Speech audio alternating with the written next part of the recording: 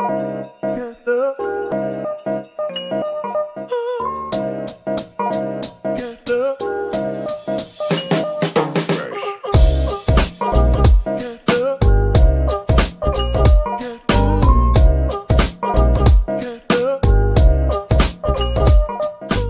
morning, everybody. It's Dr. Vibe here, host and producer of the award-winning Dr. Vibe show, the home of Epic Conversations, and I'm the host of Epic Conversations 2020, Best Podcast News Award winner, 2018 Innovation Award winner, given out by the Canadian Ethnic Media Association.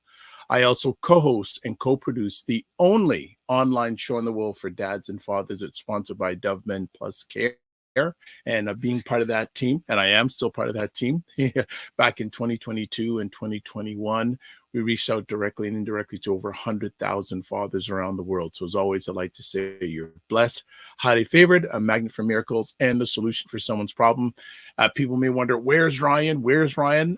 Friday mornings, he walks his kids to school. So we're speaking that we'll see him here eventually this morning. No guarantees, but the morning Vibe show goes on. Please, if you haven't already, subscribe to the Dr. Vibe show on YouTube and hit the notification button so you get notified. As I said on our last show, we're basically booked on the morning Vibe Monday and Fridays, at least till the first week of December. And we have a lot of great regulars and we have some new people showing up on the platform. So please make sure you do that. Also follow the Dr. Vibe show on LinkedIn, Facebook, and Instagram. Also follow Ryan wherever he is on social media. Hey, please advertise your business, product, and service on the Dr. Vibe show, like the McMillan Group has been doing for a long time. On Mondays, email me at dr.vibe@the.dr.vibe.show. And also, too, let's keep the conversations going in between the Morning Vibe show on Monday and Friday and over the weekend. Join the Discord group. So email me at dr.vibe@the.dr.vibe.show.com. So what has been going on this week for myself? Wow. Beginning of the week was quiet, but I mean, was it? I don't know. I don't even remember now some of the stuff that went on. So I'm going to go in reverse order. Yesterday, I had the pleasure to host a session with some new Canadians, and it was like a round table, and there was 5 people there, and the person in Canada the longest was here for 5 months, and the person that was here for the least amount of time was here only in Canada for 3 weeks. 3 weeks in Canada. It was amazing to hear their stories, their journeys, their hopes, dreams, and goals. It was really special because a lot of times, you see people new coming to Canada, where I live, Toronto, and they've been here, a few months, etc. These, like one person, 3 weeks in Canada. 3 weeks. It was just phenomenal. And their goals, their dreams, desires, eager to learn, want to make their lives better, want to contribute to themselves and Canada as a whole, grateful to be here. It was really an amazing session with these individuals. So thanks to the Salvation Army for allowing me to host a conversation, and it was really amazing. What else has gone on this week? Had some great conversations. So Wednesday night, Dr. Alicia Watkins talked about Black family and trauma. Family, you need to check out that conversation. Dr. Alicia is at the top of her game. For those who don't know, you may have heard the name Dr. Boyce Watkins. Well, that is his wife, and she has her master's in social work, also a certified trauma counselor, and has been helping Black couples for over 10 years. She was just amazing with her perspectives about Black family and trauma, and it's going to be an ongoing series. There's about at least 5 or 6 conversations we're going to have, and we're going to have them once a month, a different aspect of Black family and trauma. So go to the Dr. Vibe Show YouTube page, make sure you subscribe, and then check out that conversation from Wednesday. And then before that, on Wednesday, I was part of a great event, the Brand Sponsorship Summit, which was hosted by my man, Mario Armstrong, who's based out of Baltimore. Him and his wife have generated over $4 million of sponsorship revenue. $4 million of sponsorship revenue. And I was humbled to be part of a panel about turning small into big, because I do have some sponsorship relationships that have been financially and humanly profitable for me, and was on that panel. The event was supposed to go from 5:02 to 8:02 p.m. Eastern time. I had to jump onto my conversation with Dr. Alicia. It was still going on at 8:45. So for those who had a chance to check it, thank you. Really appreciate it. I know the replay is going to be out soon, so definitely mega notes. And I was humbled because about, I'd say, 15 to 20 people that started following me from that conversation. So after coming in yesterday and doing stuff, I spent to the wee hours of last night sending video messages of thank you to each one of the people who followed me. And some now want to meet with me next week. So that was a whole thing that was going on in regards to that. The video messaging works, folks. I'm just going to say it works. A lot of times it works. So it was great to send some short little video messages and following up with some people. So that was great. But the brand sponsorship summit was phenomenal. So I know some of the people from the Morning Vibe, Dr. Vibe Show family, State of Things family checked it out. I know Lala Key, I think Fitness IQ was there. Manifa Brooks was there. Some people were catching live. Trudy Stone, who's someone else you should follow in regards to nutrition. She was checking it out. So it was really, really good. And I'm reaching out to some people to get a meeting with their time. So that's about it. So far, this is so good. On Monday, let me just check my phone. We have a guest coming up on Monday who I want to tell you about now. Unique Brandford. She's the executive director of an organization called Help Girl Out. She's going to be on Monday. So make sure you check that out. Next Friday, Anthony Henry of the Walnut Foundation. And Anthony Henry is, I think, the executive director of that organization, the Walnut Foundation. And they are a foundation dedicated to helping in regards to Black men and cancer, prostate cancer. And they also are having an event a week from tomorrow on the 28th. It's a virtual event about Black men and prostate cancer, but he'll be coming up next week, Friday. So that's what's coming up on the Morning Vibe. As usual, tomorrow night, State of Things with Aisha, Jill, and Lala. So we've got a full slate over the next little while. Roger Dundas is here. Him and his wonderful wife, Camille, are the power behind Black Canada's #1 online magazine, ByBlacks.com.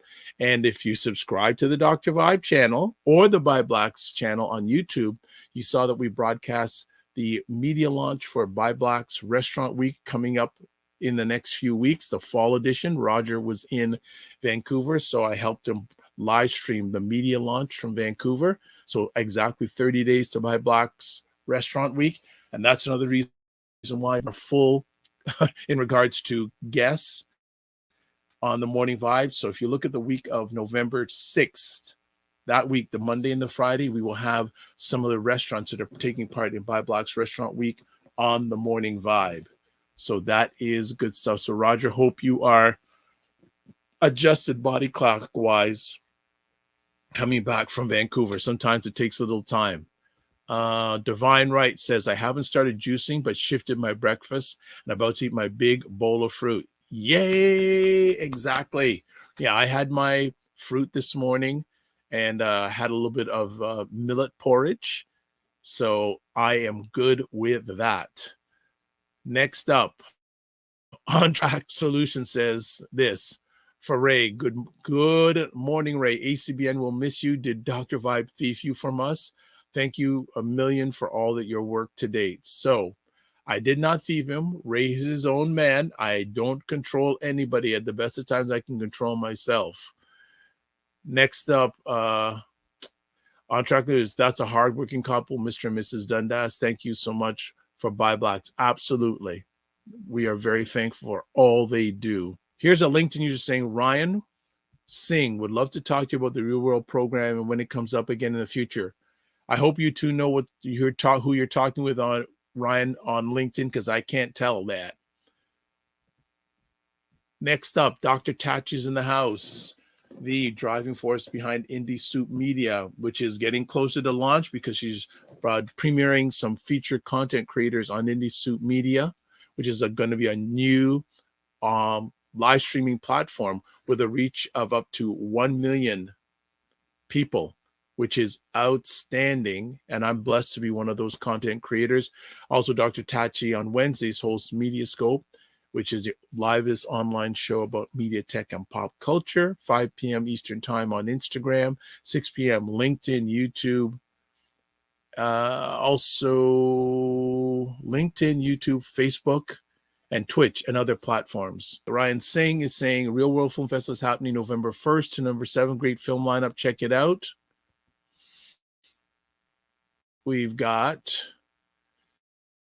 okay, Lorraine is saying Drake's son has put out his first single. I am so impressed at how our community has it. So many young rising stars. Okay. That's okay. I don't mind.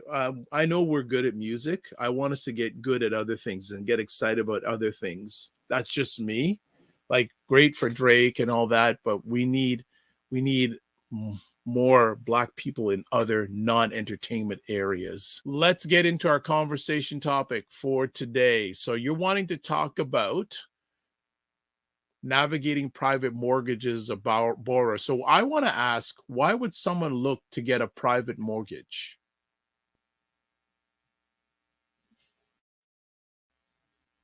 There are two types of private borrowers. First, there's the person who understands why they need a private mortgage, and that's usually a real estate investor, somebody who's flipping houses, or they bought a property they want to renovate to increase the value and increase the rent. So they've got a game plan. They grab money for probably 6-year renovations, flip, make their profits, or do the renovations and come to build your rental portfolio, because borrowing is a lot less uncomplicated than institutional borrowing. When you go to a major lender or bank to borrow money, they ask a myriad of questions and for a myriad of documents. So as an investor, you want to get your borrowing done as quickly and painlessly as possible so you can profit. Then there's the second type of borrower, which is what we're going to focus on today. That's the borrower who's in crisis, the borrower who has debt, the borrower who has a property that's not easily marketable, the borrower who is going through some sort of personal crisis, whether it's a marital breakdown, job loss. That person is what we focus on today, because they're the one who needs to really understand the ramifications of having a private mortgage.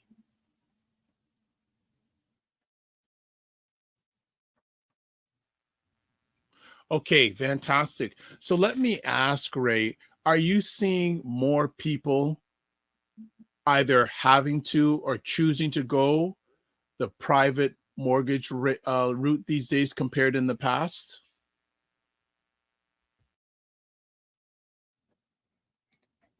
Yes, there's a lot more people in crisis. According to some stats in Canada, as of the end of 2021, 11% of homeowners had a private mortgage across the entire country. I would put that number at about 20 to 25% when it comes to Black homeowners. Just based on the fact that the incomes are usually lower, there's more single-family homes, and there's a much lower money IQ. And most of us buy our homes later in life, so we build equity slower. But yeah, across the board, it's about 11%, and we get calls every single day of someone who needs to get a private mortgage. The lending guidelines, as I said before, are different. And first of all, let's find who the private lender is. The private lender is usually either an individual or somebody who has a corporation, and it's unregulated. the private borrowing landscape is totally unregulated. It's the Wild West. There's no government guidelines. There are no lending guidelines. OSFI, none of the regulatory bodies control private lending. Over the last 2 years, they've been trying to regulate the mortgage broker side of it. So there's a specialized private lending mortgage course today. But in terms of the lenders, everybody has their own guidelines, what they lend against, how they lend, the terms of their mortgage, their fees, rates, etc. Now, there's a point where it becomes illegal. That rate is somewhere around 60%, I think. So for most of what you see out there, there was 12, 13, 15, 18% private mortgage rates. That's pretty normal and pretty legal, according to Ontario law. Okay.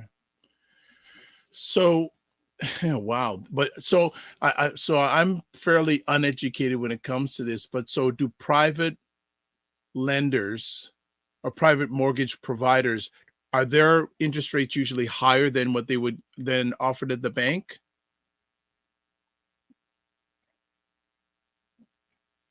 Significantly more higher. Private lending starts around, if you're in first position, that means there's no other mortgage ahead of you.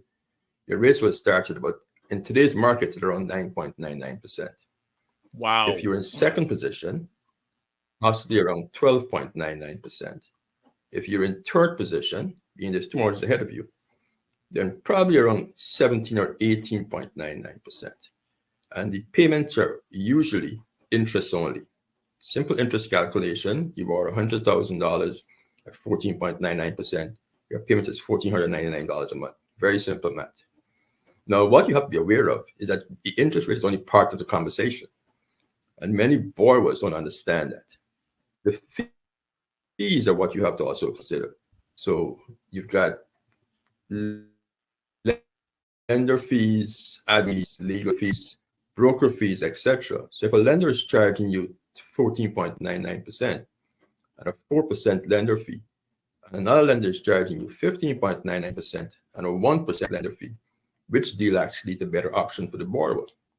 The 15.99% and the 1% lender fee is a much better borrowing option than the 14.99% and the 4% lender fee. So we have to understand how a private mortgage is structured as a borrower, so you don't find yourself in a problem and find yourself stuck in a situation that you can't get out of very easily, which is what happens to a lot of borrowers, because the timeline for a private mortgage is usually 1 year to 3 years, and 3 years is in the really long end.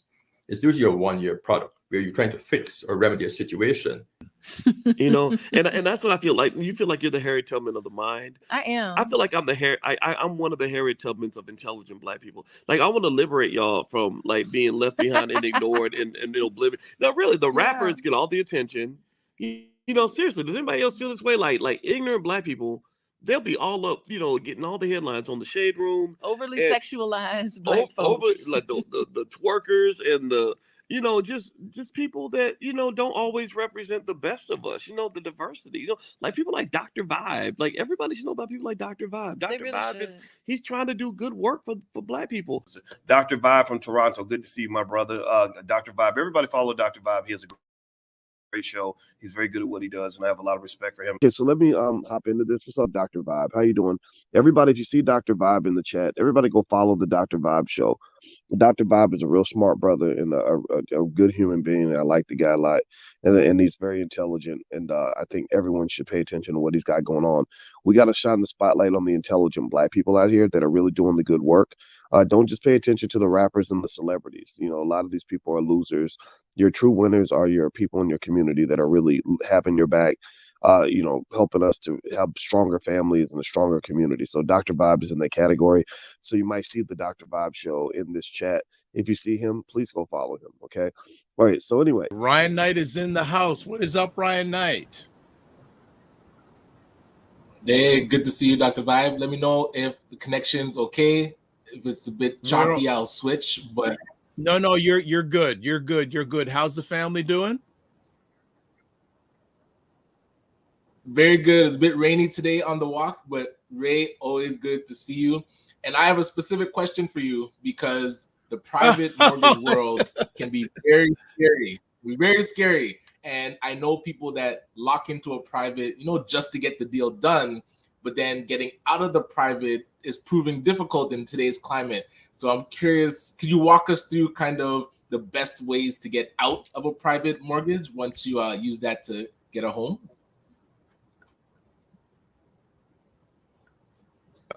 Yes, and that's the scary thing for many private borrowers. They don't understand what is required for the exit strategy. So before getting into private mortgage, you have to have a very clear-cut exit strategy.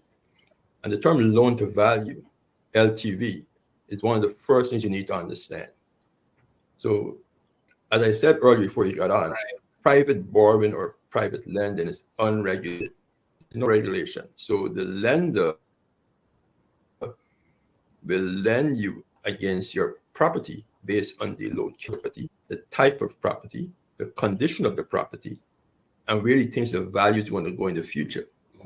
As you're all aware, we've been blindsided over the last year. The property values are flat or have declined in many instances.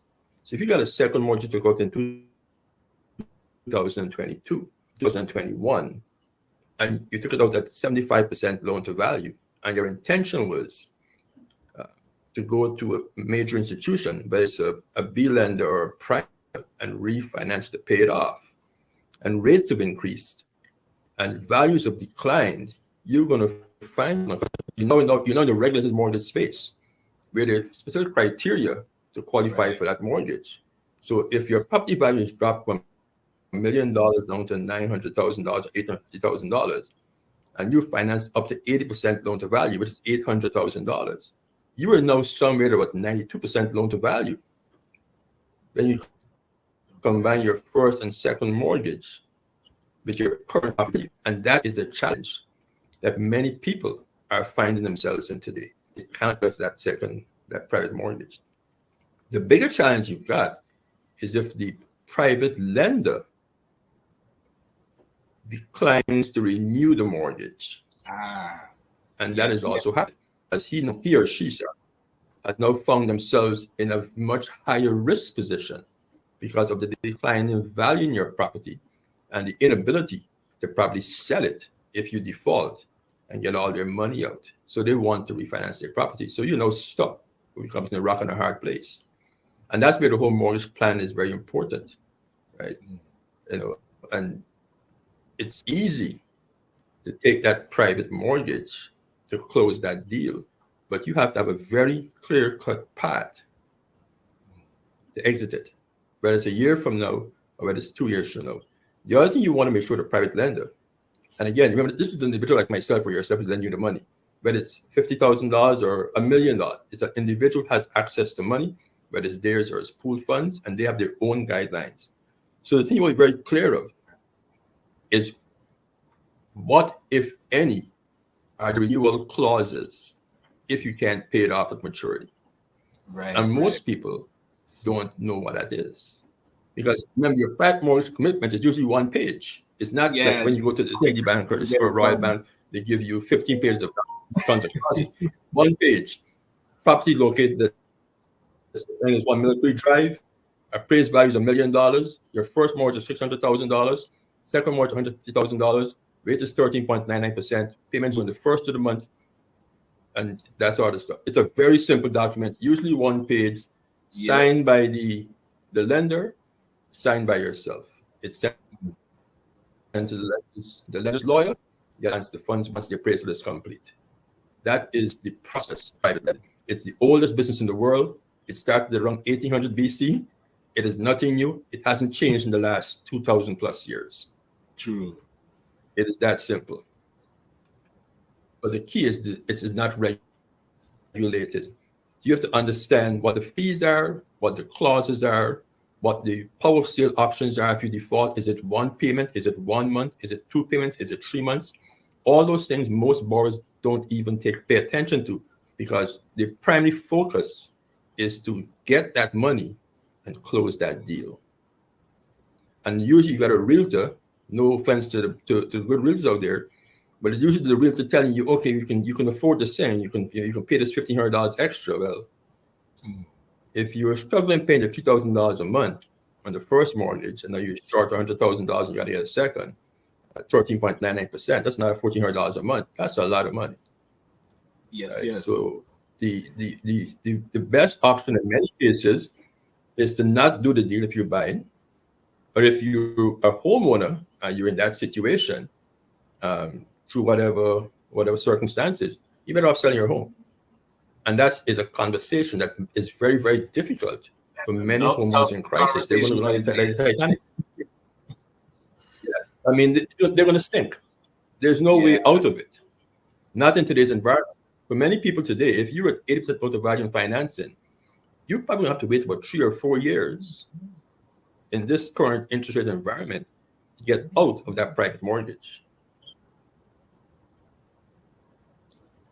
But then private mortgages typically aren't that long. I mean, at 6 months, maybe 12 months. So because that it turns over so quickly, usually there's 12 no months. time to now wait for the market to correct. Yeah. And that is the dilemma of many of our folks who are in that private mortgage space. Once you're born between 75 and 80%, where you tapped out on your equity in your home, as you said, it's 6 months to a year. Usually it's a year, 12 months. That 12 months goes by very fast. And as we've seen what has happened now with more stringent lending guidelines from the prime lenders, right, and the increase in interest rates, there is no exit. Coming back to my earlier comment, you have to know what the renewal options are in that private mortgage. So with the private mortgage, you've got your mortgage commitment, and then you've got your borrower's disclosure and your lender's disclosure. With all the mortgage terms have to be disclosed in there. The challenge is most people don't read those documents. Right? Exactly. We got clients come to our office. I said, "Did you read this stuff?" And they said, "No, they never read it." So I took it to the lawyer. You have to remember that most times the lawyer is acting on behalf of the lender, not on behalf of you. It's the lender's lawyer. Boy, yeah. So you've got to get what's called independent legal counsel and find your own legal counsel. Pay him your $500 or $600 and have them renew the documents and determine whether this mortgage is appropriate for you. Right? So you've got, as a borrower, you have to do your due diligence. And I'm going to say it again, you have to know what your exit strategy is. And for many people, it may mean selling that property. And that's a tough pill sometimes. Even though just to mention it will get people's back up.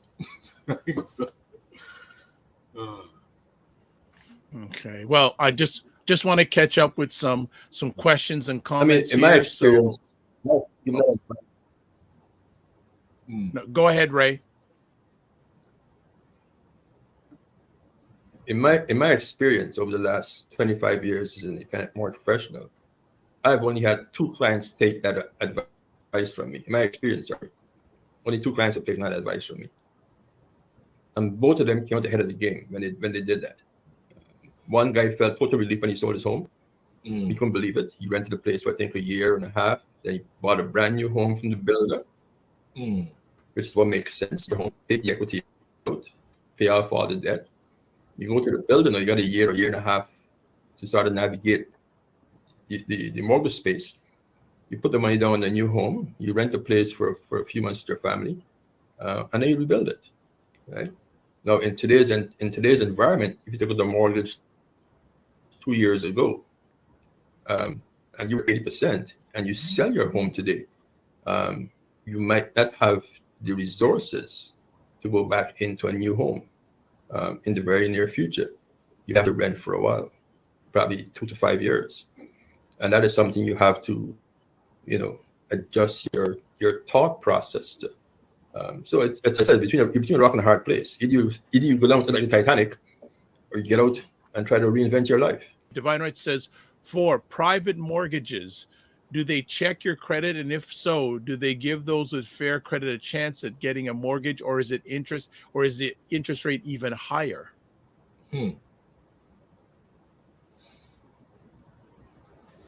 The answer is yes, they do check your credit. And the reason you have to check the credit when you're lending money to anyone is to get an idea of what items are on their credit report. I don't mean credit card payments and that kind of stuff. I'm talking about judgments and garnishments and liens and that sort of stuff. So, I mean, if you owe alimony or child support and it's a lien from the state, federal, or provincial government, it's going to show your credit report. If you owe income tax arrears, if there's a judgment against you for a court case, right, you can have great credit. You had a judgment for $100,000 because you were in a legal issue and it wasn't settled properly, it wasn't settled timely. So the lender will check your credit report, but your credit score is not going to give you much leeway in terms of rate or fees. You're in a very, very different borrowing space at this point in time. So, I mean, ideally, if a client has a margin, they need to raise $50,000 for whatever reason, whether it's for paying off bills or to do renovations in their home, the first thing they'll probably just get a HELOC, which is a home equity line of credit. And that's reserved for the folks with the best credit scores, usually above 720, or better credit scores, I should say, not best. That's the first step you would take, right? Because it doesn't always make sense to pay off your existing mortgage, particularly if you have a rate that is much lower than the rate in today's environment. And you basically have that HELOC for a while, do what you want to do. And as rates adjust themselves, which they probably will in the next 3 or 4 years, then you do what is called a refinance and you pay off the HELOC and life goes on. The other option, if you can't get a HELOC, is do a mortgage refinance. Where you take your existing mortgage, look at the cost of breaking that mortgage, penalties, fees, etc. And if the rates on the new mortgage and the current mortgage is not that wide of a spread, then you do a refinance, extend your term in the US or amortization here in Canada. Your payments may drop in many cases if it's done properly, and then you have access to the money. The third option is the private mortgage. And that's usually a case when there is issues with the real estate, the person's credit score, they can't show income properly, or it's just a very, very difficult deal to get done. But the credit profile is always reviewed by any prudent lender. I will not lend money to anyone without seeing their credit report, because remember, they're creditors who come in advance of you as a lender, and that is federal government, provincial or state government, then municipal governments. So if you got liens from those people on your credit profile, and I lend you $100,000, and you got a lien from the federal government for $100,000 in income taxes, and this put a lien in your home, then I am now way down the totem pole when it comes to getting my money back. And if values are dropping, rates are rising, my money might disappear into thin air. So it's prudent of me to go through your credit profile to get a pretty good sense of what's happening. Also, I mean, not every client in crisis, most clients in crisis aren't bad people. Just bad things have happened to them. By looking at your credit profile, I can get a pretty good sense of what kind of person you are, right? If you got a 7-year credit history, and for the last 6.5 years, everything was fine, and then suddenly the last 6 months, your credit went haywire, then usually there's a story, there's an explanation. So if I know that story, then I am more inclined to help you through the process. But if you're perpetually a credit delinquent, then I'm going to be a little more tight with my lending guidelines, or how I deal with you as a borrower, as opposed to somebody who's going through a crisis. And by that, usually is divorce, a parent got ill, somebody passed away, or a job loss. Those are usually the reasons, right? Marital breakdown is one of the highest ones. So that person, you tend to be a little more. And then you want to see how do they get out of this mortgage a year from now? You know, do they plan to sell the house? Do they plan to downsize? Do they plan to, is a child at home finishing school and going into a job where they're going to help their parents? It's all questions. Understand how they're going to pay you back 12 months from now. But if they can't pay you back 12 months from now, it's now a higher risk transaction. So two things happen. I charge you higher lender fees, and I charge you a higher interest rate. And I put very stringent clauses in there. If you miss a payment on my mortgage, I'm going to start legal proceedings against you right away. I'm taking your house from you. And that's how it works. Right. And as a borrower, it is very important to understand that that's the land you're in. Like clients come to me all the time. Oh, I got this power sale document from my lender. And I says, well, Whoa. what do you want us to do? Go call you. Let them try and deal with that for you. That's the only thing you can do. Yes. Because in today's market, it is very difficult if you're the highest loan to value on your current mortgage to really go, and then the new lenders won't take a problem. If you're struggling your current mortgage and your home has little equity in it, why would I know as a new lender want to take that mortgage on? You can't pay that guy. How are you going to pay me? Nothing has changed in your life. Yeah, it tells the story. Right? So Exactly. As borrowers, you have to understand that, you know what I mean? And clients come to us, like the worst client to deal with is one who's desperate, right? True. Right? You know, Yes. they sign everything, they don't read it stuff, you know, take it home, review it, take it to your lawyer. No, I need to get it done right away. No, I don't want to deal with you. Because there's no plan who's going to pay his money back. Okay. You don't have your host want to power it happen. Next question for Ray from Verna G. Her question is, how and when is the mortgage paid off if the borrower only pays the interest? Oh, good question. It's never paid off. Oh, what? You might respond, it's never paid off. The intention is to refinance, usually in a year to 2 years, combine the two mortgages, and then go back to an institutional lender and pay it off. But if you don't find yourself in that situation, you know, then you have to keep on renewing that mortgage, and you have to hope that the existing current lender wants to renew your mortgage. Because we did a segment a few months back when I spoke about private lending as an opportunity for investors.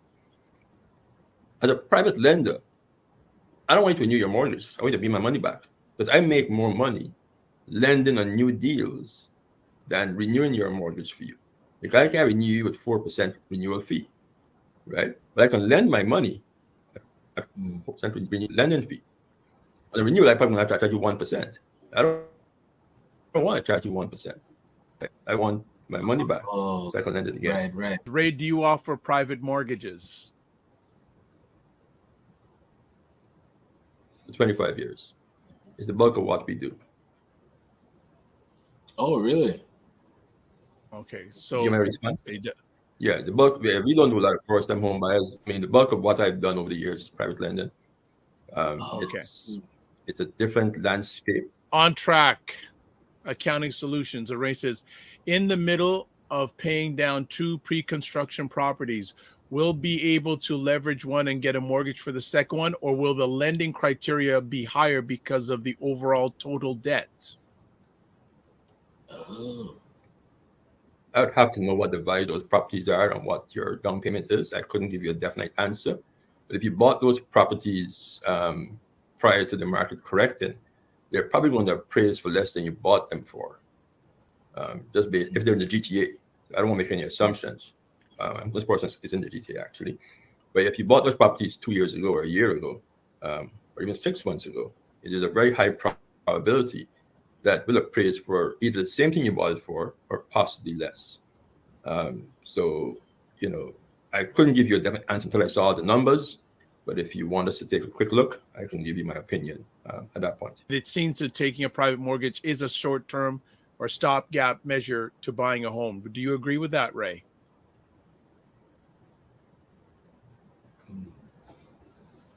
Yes, it is. And a private mortgage use fee can benefit the borrower, right? I mean, if you, like, for example, if you bought a home from a builder, let's say you bought a condo, for example, 5 years ago, right, pre-construction for $400,000.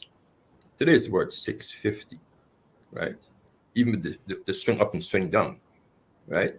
You can go to a private lender and finance that condo on the $650,000 value, as opposed to the $400,000 value, right? So at 65% financing at $650,000, you got like a $500,000 mortgage. You can take all that cash out of that condo, providing if you rent it to someone, it will pay for itself. And then you got an additional $100,000+ in your hand that you can now invest in other properties. Similarly, if you bought a home and you know you're changing jobs, for example, you're relocating, right? And this is more common in the US, where people move from state to state, state to city very, very often as they pursue better paying jobs. So you live in one city, you know, you live in New York or New Jersey, the tri-state area, you're coming down to Georgia or to Florida or to the DMV area, and you're in between jobs, you can't qualify for a mortgage. There's no way through a bank. You take a private mortgage, 6 months to a year, but you're an accounting professional. Your salary is going to be in the high six figures, right? Mm-hmm. So you know that I can buy now what I want instead of waiting, because prices are going up all the time, right? Especially in the US. Every day you wait, prices are changing. Mm-hmm. And not only changing, not the home you like, but the home you want in the area you want it to be. So you find the perfect home, but you don't have the necessary ingredients to qualify for the right mortgage. So you take the private funding, close your deal, and then you go job hunting, move your family in slowly, and 6 months or a year later, you pay it off, right? But the challenge we have is when borrowers are in crisis and there's desperation, when you should be considering downsizing or selling your home, and you're trying to continue fix this leak that you've got in your family finances, and it's not being fixed. That is the real challenge. And those are the clients who will find themselves, particularly in today's environment, in a lot of problems. Because if you've got a second mortgage today at $150,000, your first mortgage was at 3%, if renewed in 6 months, it's going to renew between 5 and 7%, depending on your lender. So your payments are probably going to double on your first mortgage. Then you've got a second mortgage now at $1,400 a month. Oh, right. If your income hasn't changed significantly in the last year, then how are you going to manage these two debt obligations?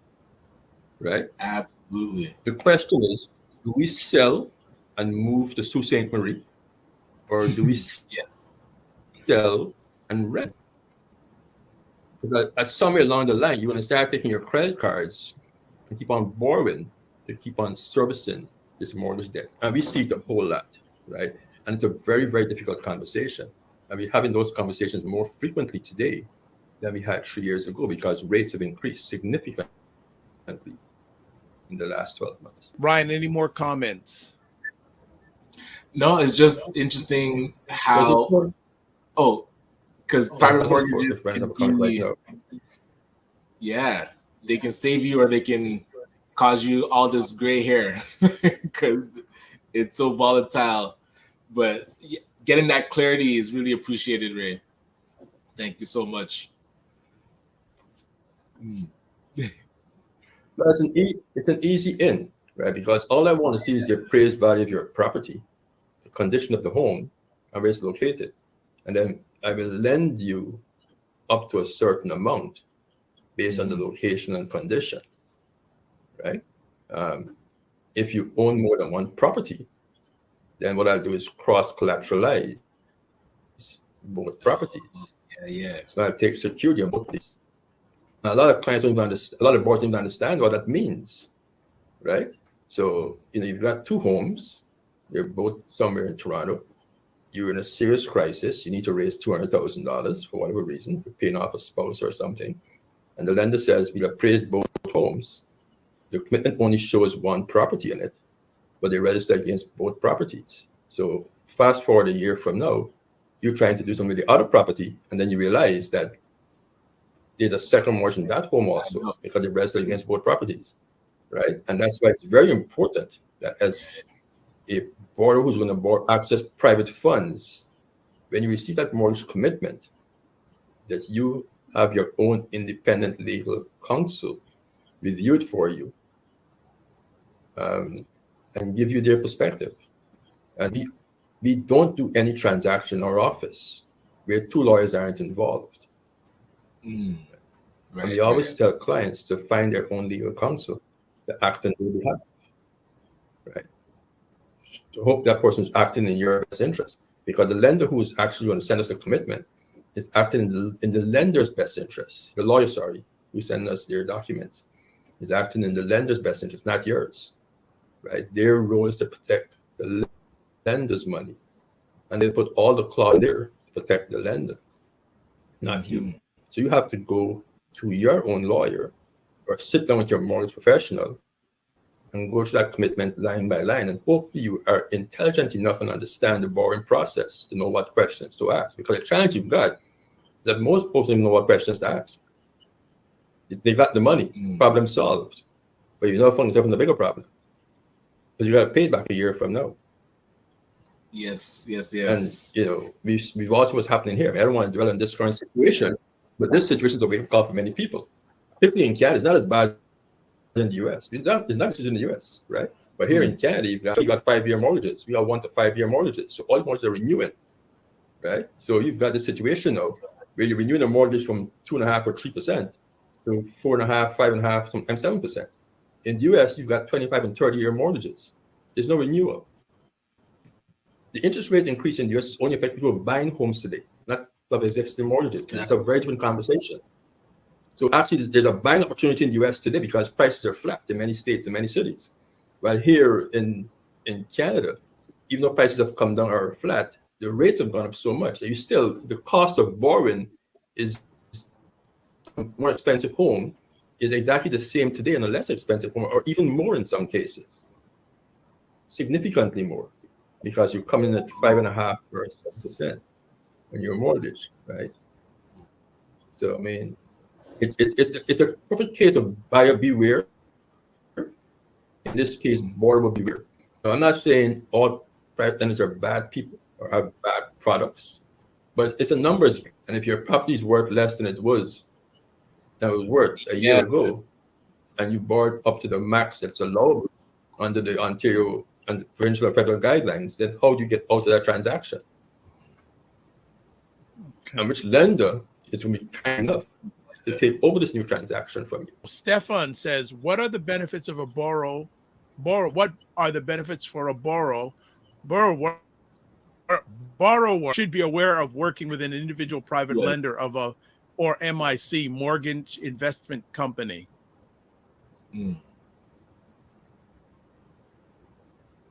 That's one of the primary benefits.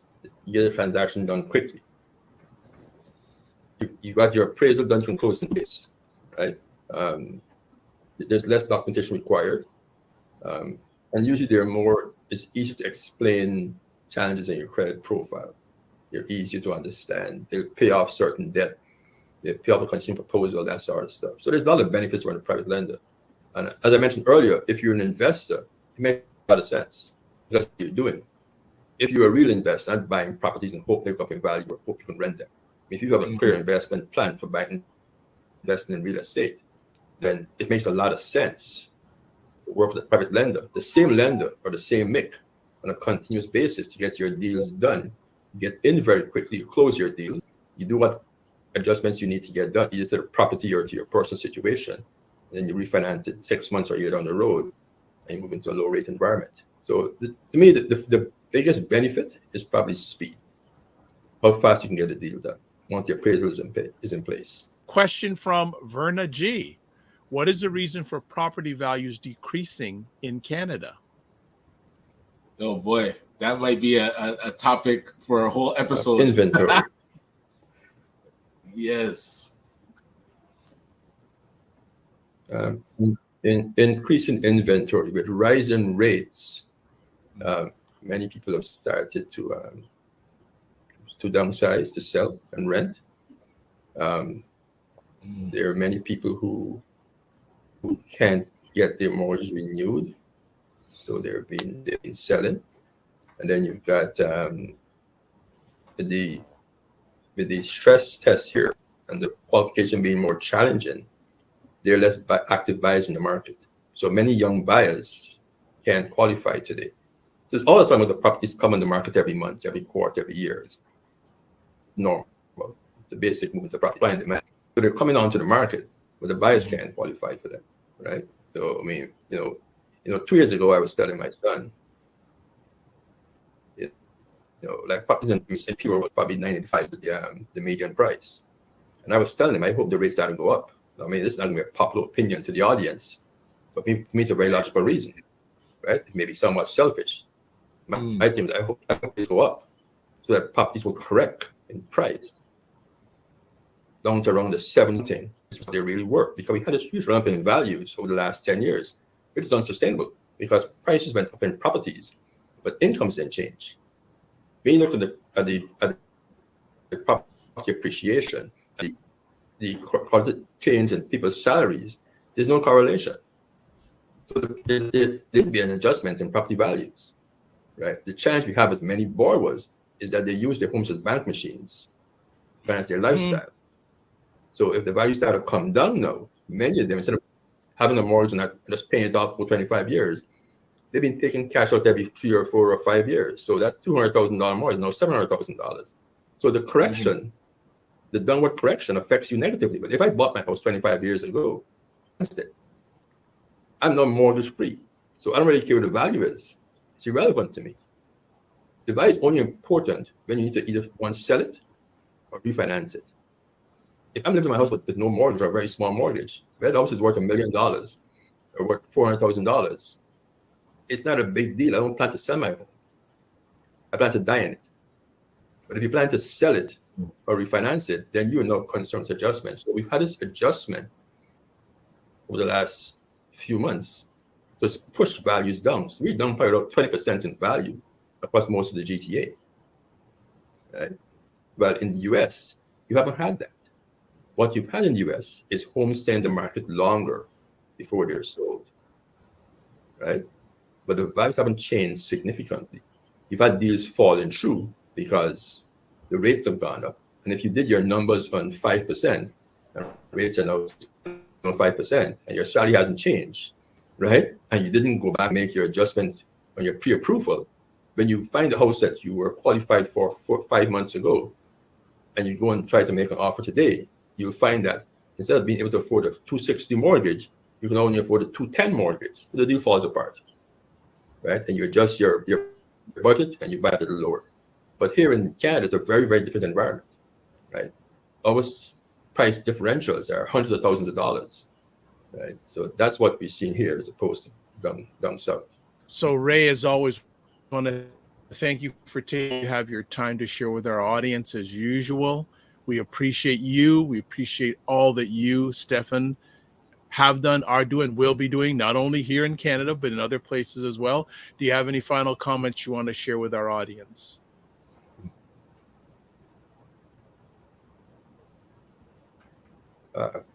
First, I want to apologize for poor internet. It's quite hilarious to me because, as you know, I was down south for the last, I was in South America for the last 2 months. My Wi-Fi was good. Now I'm back in the first world nation, and my Wi-Fi is total crap. So y'all need to move south, man. This ain't really working out for us. Yeah, like where's the benefit? I got Bell 5G, like. I was all hyped up to sit in front of my pictures and do this stuff, and I come here and I can't find Wi-Fi and I'm freezing. And I lost my whole flow. You know what I mean?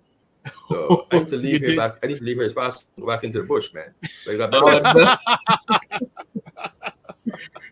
well, don't leave, Ray, without me seeing you. Okay.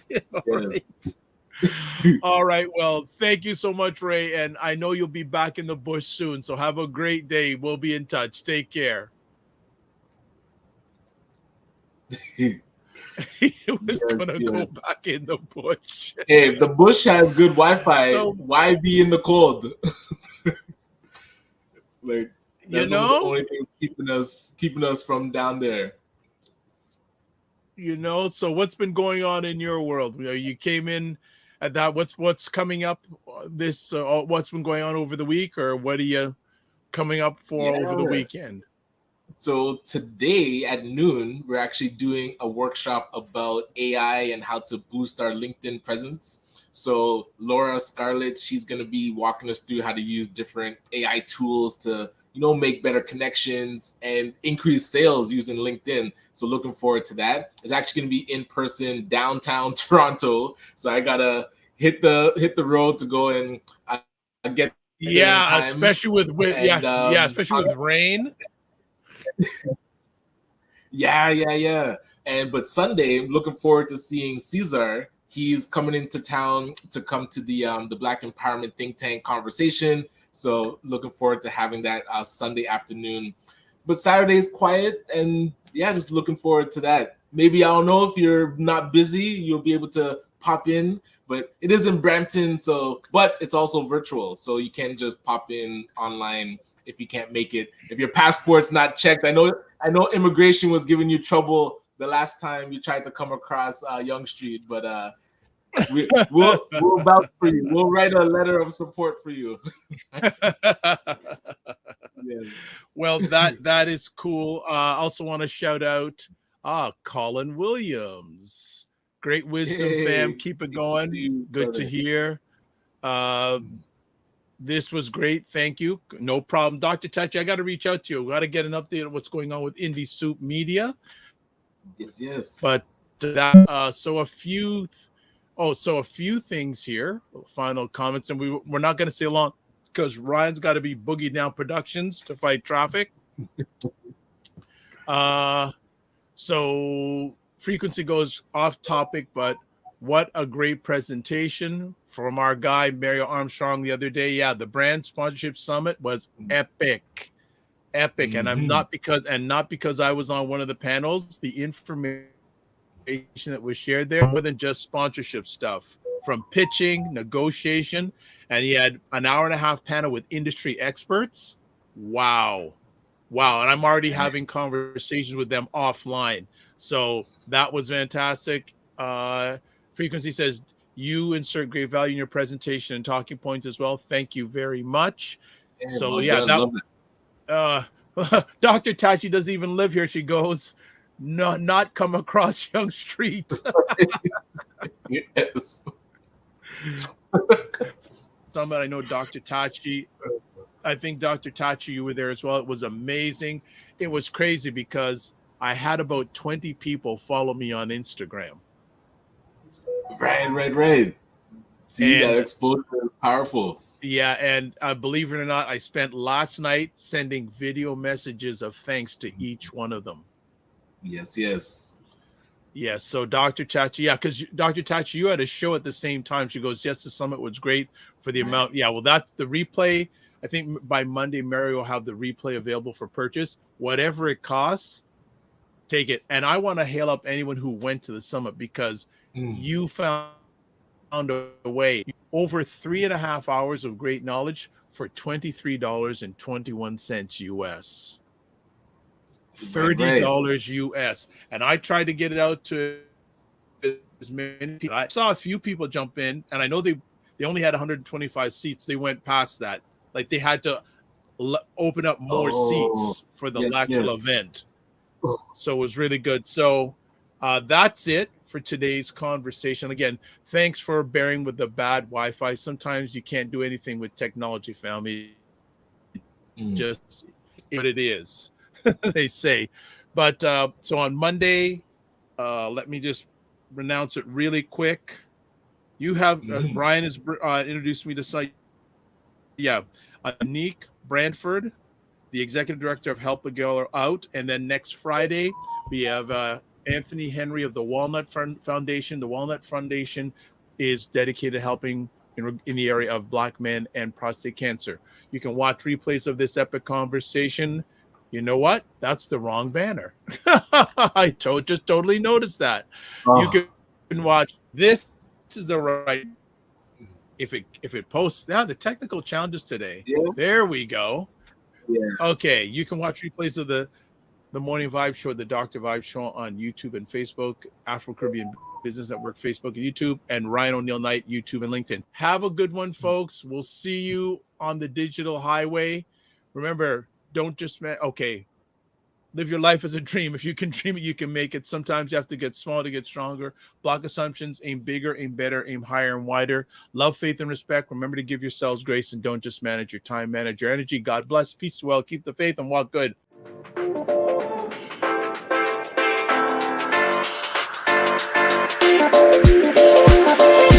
Here we go.